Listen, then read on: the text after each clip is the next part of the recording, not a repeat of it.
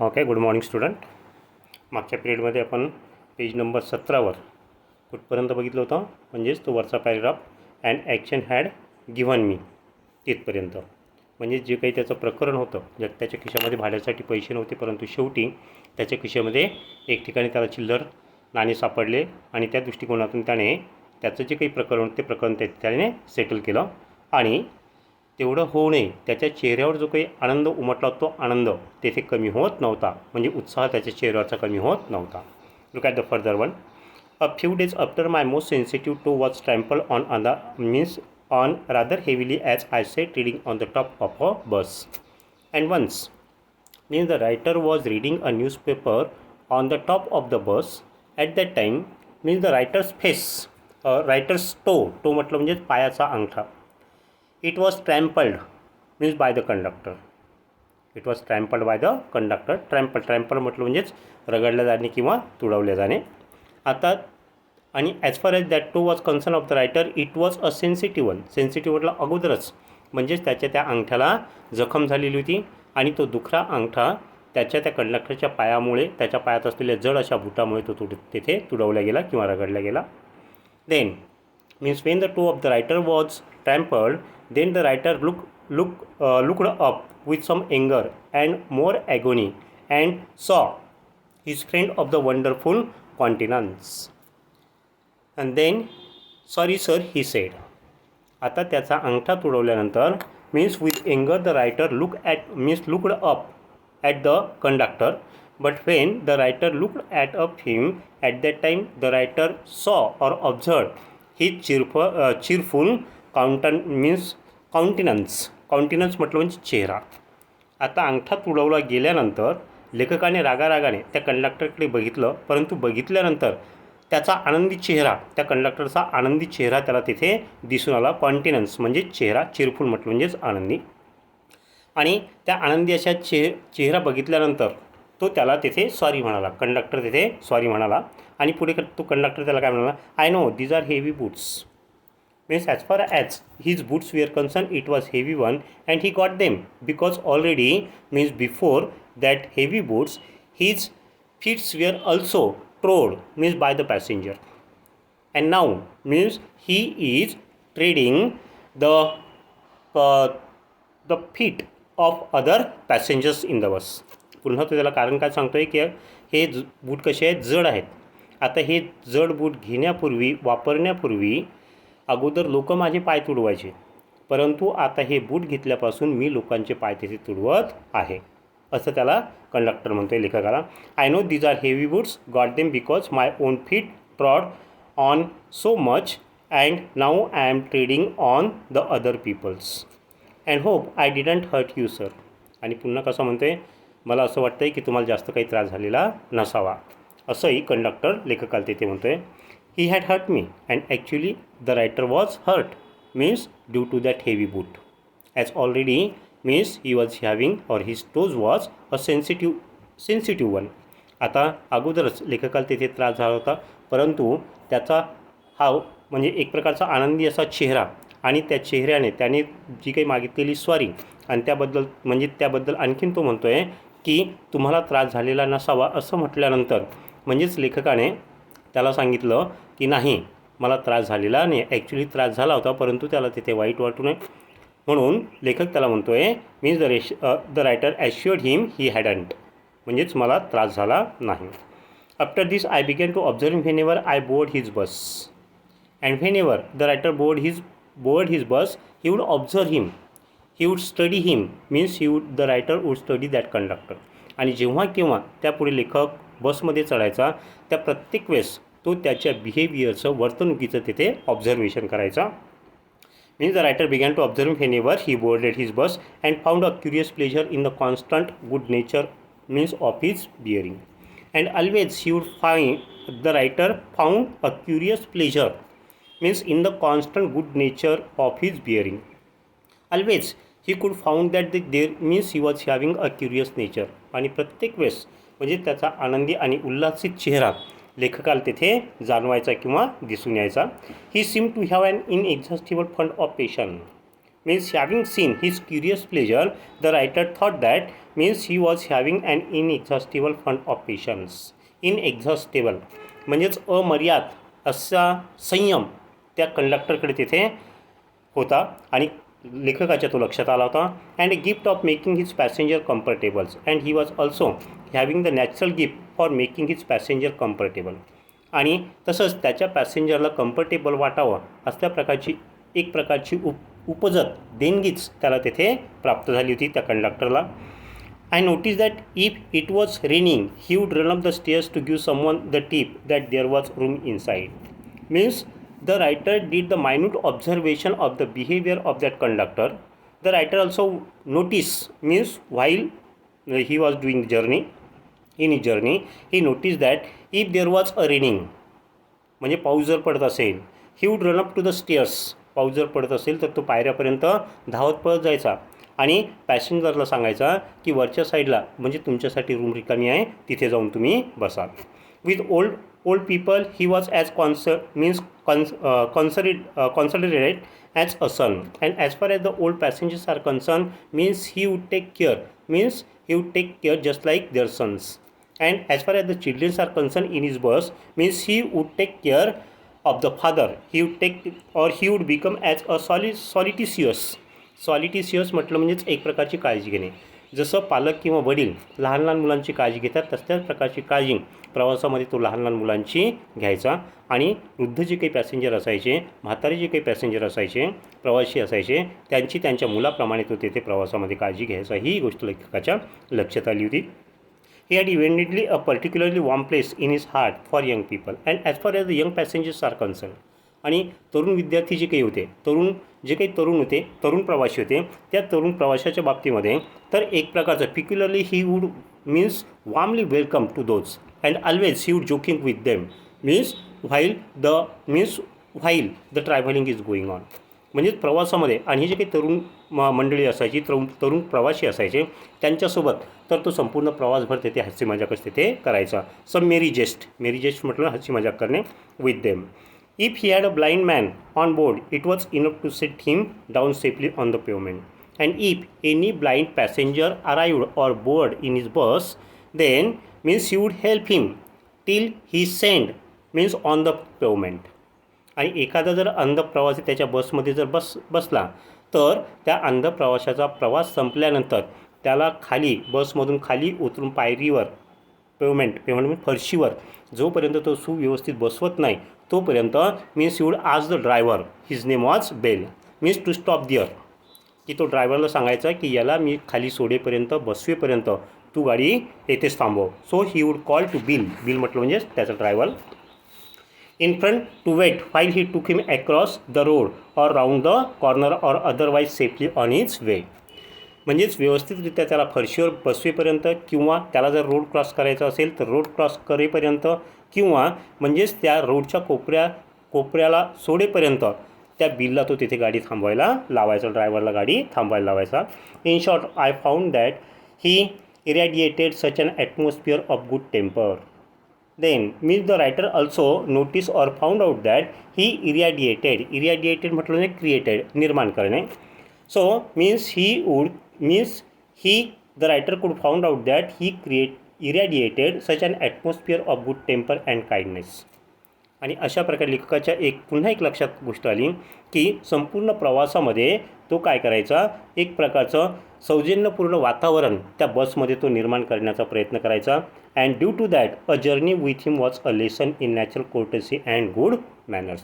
आणि संपूर्ण प्रवासभर म्हणजेच त्याच्यासोबतचा हा जो काही प्रवास असायचा हा प्रवास सामाजिक सौजन्य आणि सद्वर्तनाचा धडा होता. या गोष्टीची लेखकाला तिथे जाणीव झाली. What struck me particularly was the ease with which he got means through his work. Means the particular writer means found out that means what struck the writer particularly. Struck म्हटलं म्हणजे आश्चर्यचकित करणे. कोणती गोष्ट विशिष्ट करून लेखकाला तिथे आश्चर्यचकित करत होती त्याच्या बाबतीमध्ये, कंडक्टरच्या बाबतीमध्ये, was the easy with which he got means through his work. Means file journey easily he tackle his work. म्हणजे सगळ्यात जास्त आश्चर्य लेखकाला त्या कंडक्टरच्या कोणत्या गोष्टीचं वाटलं तर म्हणजेच एवढ्या सगळ्या प्रवासामध्ये तो त्याचं काम अतिसहजतेने तिथे करत असायचा. If bad manners are infectious so also are the good manners. म्हणजे जसं गुड मॅनर्स आणि बॅड मॅनर्स, म्हणजेच जसं बॅड मॅनर्समुळे वातावरण प्रदूषित होतं आहे, तसंच एखादे गुड मॅनर्सवाला व्यक्ती जर असेल तर एक प्रकारचं चांगलंच वातावरण तिथे तयार होत असतं. इन्फेक्शियस म्हटलं म्हणजे प्रदूषित होणे किंवा परिणाम होणे. म्हणजे जसा वाईट वातावरणाचा, वाईट गोष्टीचा वातावरणावर परिणाम होतो, तसाच चांगल्या गोष्टीचाही अवतीभोवतालच्या वातावरणावर तिथे परिणाम होत असतो. If we encounter incivility most of us are apt to become uncivil. Means if we encounter म्हटलं म्हणजे अनुभव येणे किंवा म्हणजेच अनुभव येणे किंवा आपल्या बाबतीमध्ये एखादा इनसिव्हिलिटीने, असभ्यतेने जर वागत असेल तर आपणही त्याच्यासोबत असभ्यतेनेच वागण्याचा प्रयत्न तिथे करत असतो. म्हणजेच चांगली गोष्ट जर असेल तर वातावरण चांगलं असतं, वाईट गोष्ट जर असेल तर वातावरण कसं वाईट होत चालतं. So if we encounter incivility most of us are apt to become uncivil. जर कोणी आपल्याशी वाईट वागत जर असेल तर आपणही त्याच्यासोबत त्याच मार्गाचा अवलंब करतो आहे. अनसिव्हिल म्हटलं म्हणजे असभ्य, ॲप्ट म्हटलं म्हणजेच अनुकरणे. But it is an unusually uncouth person who can be disagreeable with sunny people. But rarely means we find that means if there are the means sunny people and as far as means those sunny peoples in the atmosphere of the sunny people means rarely we find that the bad tempered man is not happy, he is not agree with that atmosphere. परंतु आपल्याला क्वचितच असं दिसून येतं आहे की चांगलं जर वातावरण असेल आणि त्या चांगल्या वातावरणामध्ये एखादा असभ्य जर व्यक्ती असेल तर त्या असभ्य व्यक्तीला ते चांगलं वातावरण तिथे खपत नाही किंवा त्याला ते चांगलं वाटत नाही. विथ सनी पीपल म्हटलं चांगल्या वृत्तीचे लोक. It is with manners as with the weather and as far as the manners are concern manners are just like the weather. म्हणजे मॅनर्स म्हटलं चांगली वर्तणूक. चांगल्या वर्तणुकीची तुलना लेखकाने ते कशासोबत केलेली आहे, हवामानासोबत केलेली आहे. म्हणजेच जसे मॅनर्स हे कशासारखे असतात, हवामानासारखे असतात. Nothing clears up my spirit like a fine day means said Keats म्हटलं म्हणजे it is one of the prominent means nature poet in the English literature. एक प्रकारचा तो काय नैसर्गिक कवी होता. म्हणजे लिरिक लिहिण्याच्या बाबतीमध्ये म्हणजे एक प्रकारचा साहित्याचा तो फॉर्म आहे कविता लिहिण्याच्या बाबतीमध्ये. तर एक प्रकारचा प्रसिद्ध असा कवी होता आणि त्या कवीने एकदा असंच म्हटलेलं आहे, nothing clears up my spirit like a fine day. म्हणजे एखाद्या दिवसाचं वातावरणही म्हणजेच मला तिथे माझ्या मनामध्ये तिथे प्रसन्नता किंवा माझ्या जीवनामध्ये प्रसन्नता रुजवण्याचं कार्य करत असतं. फाईन डे चांगला उल्हासी दिवस. said kids, and a cheerful person descends on even the gloomiest of us with something of the benediction of a fine day. And as far as the cheerful persons are concerned, आणि अशाच प्रकारे एखादा आनंदी व्यक्तिमत्वाचा, आनंदी स्वभावाचा जर माणूस असेल तर त्याच्या विचाराचा, त्याच्या मनोवृत्तीचाही परिणाम, एखादा जर उदास माणूस असेल तर त्या उदास माणसाच्या जीवनामध्ये हा म्हणजे एक प्रकारचा आनंदी व्यक्ती त्याचा दिवस तेथे उल्हासित करू शकतो किंवा करत असतो. And A cheerful person descend on even the gloomiest म्हटलं उदास व्यक्तीच्या जीवनामध्येही एखादा चांगल्या मनोवृत्तीचा माणूस त्याचा दिवस तेथे छान करत असतो. Opus with something of the benediction म्हटलं प्रसन्नता रुजवणे. म्हणजेच त्या उदास व्यक्तीच्या जीवनामध्येही एखाद्या चांगल्या मनोवृत्तीचा माणूस प्रसन्नता रुजवत असतो. And so it was always fine weather on the means polite conductor bus and his own civility, his conciliatory address and good humored bearing infected his passengers. And here the writer would like to say that, and so it was always fine weather on the means polite conductor's bus. And so means whenever means there is the journey with such conductors, with these conductors means in his bus there was a fine weather. आणि जेव्हा केव्हा लेखक या कंडक्टरच्या बसमध्ये प्रवास करायचा त्याच्या बसमधलं वातावरण, प्रवासातलं वातावरण कसं असायचं, अतिशय उल्हासित असायचं, अतिशय चांगलं असायचं. अँड हिज ओन सिव्हिलिटी, कशामुळे, ड्यू टू हिज ओन सिव्हिलिटी. म्हणजे त्याच्यामध्ये जे काही सौजन्य होतं ते सौजन्य, हिज कॉन्सिलॅटरी ॲड्रेस, कॉन्सिलॅडिटरी म्हणजेच त्याचं सलोख्याचं वर्तन, इतर प्रवाशांसोबत त्याचं सलोख्याचं वर्तन. अँड गुड ह्युमर्ड बिअरिंग, आणि तसंच त्याची खिलाडू वृत्तीने तो तरुणांसोबत बोलायचा. इज कॉन्सिलॅडिएटरी म्हणजे सलोख्याचं वर्तन तो इतर पॅसेंजरसोबत म्हणजे वृद्ध असेल किंवा लहान लहान मुलं असेल त्या प्रवाशांसोबत तो तेथे करायचा. आणि त्याच्या अंगी असलेलं सौजन्य या 2-3 गोष्टीमुळे या सगळ्या गोष्टीचा परिणाम किंवा त्याच्यामध्ये जे काही चांगले गुण आहेत त्या सगळ्यात चांगल्या गुणाचा परिणाम त्या बसमधील पॅसेंजरवर किंवा प्रवाशांवर तिथे व्हायचा. In lightening their spirit he lighten his own task means while doing the journey or in his journey he lighten their spirits means you try to lighten means their spirit the spirit of the passengers म्हणजेच त्या प्रवासामध्ये संपूर्ण प्रवाशांचं तो मन हलकं करण्याचं काम करायचा.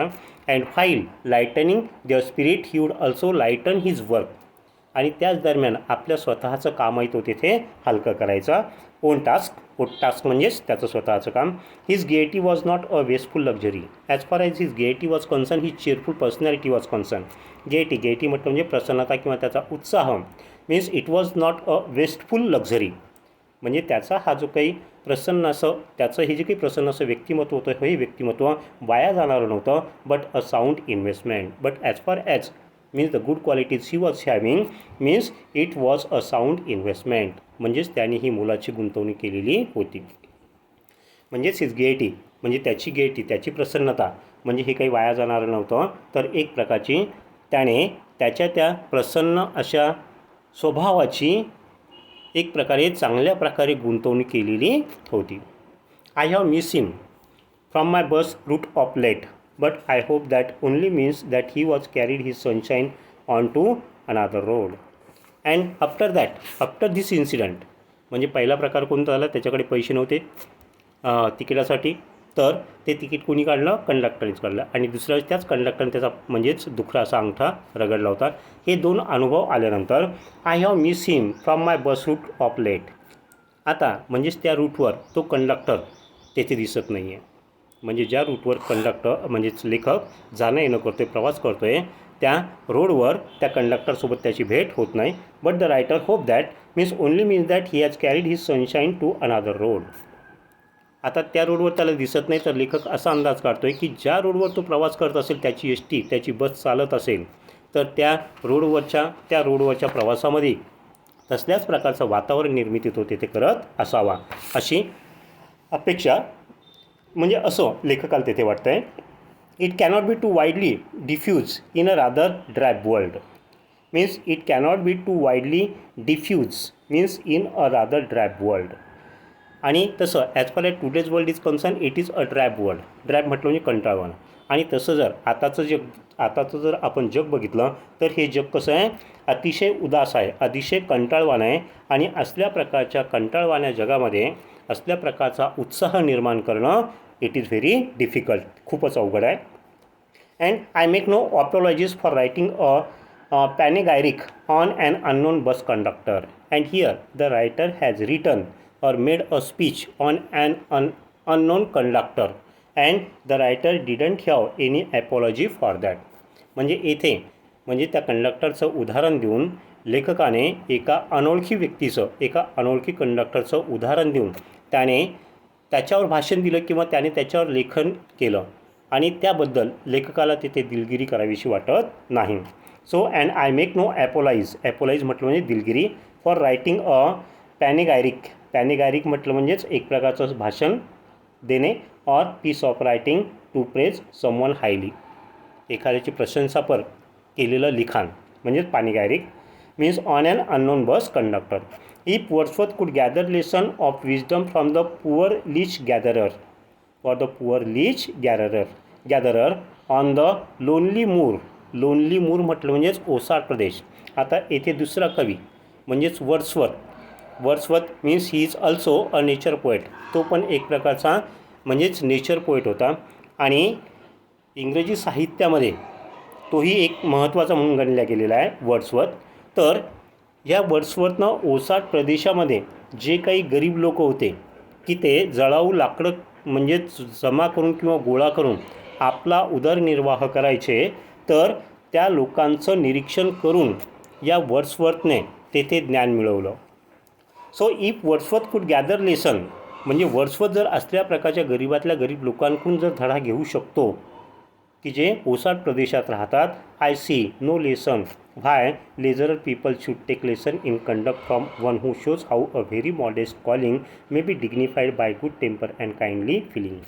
आणि येथे लेखक तेच सांगतो आहे की जर वर्ड्सवर्थसारखा व्यक्ती गरिबाकडून शहाणपणाचे धडे घेतो आहे तर म्हणजेच आपल्या या समाजातील लोकांनी पण म्हणजे जे काही लहान लोक आहेत किंवा ज्यांच्याकडे असल्या प्रकारची सिव्हिलिटी आहे, ज्यांच्याकडे असल्या प्रकारचे चांगले गुण आहेत, त्यांच्याकडून म्हणजेच आपण चांगल्या वर्तणुकीचे धडे शिकायला तेथे काय हरकत आहे अशी अपेक्षा म्हणजे इतर लोकांकडून लेखक तेथे करतो आहे. So I see no lesson why lesser people म्हणजे आपल्या समाजातील जे काही कमी म्हणजे कनिष्ठ लोक आहेत, should not take lesson in conduct from one who shows म्हणजेच आपल्या येथील जे काही सामान्य लोक हे इतर लोकांपासून ज्यांच्याकडे चांगले गुण आहेत त्यांच्याकडून धडा शिकून घेण्यास ते काचकूच करतात किंवा शिकून घेण्याची त्यांची त्याची वृत्ती नसते.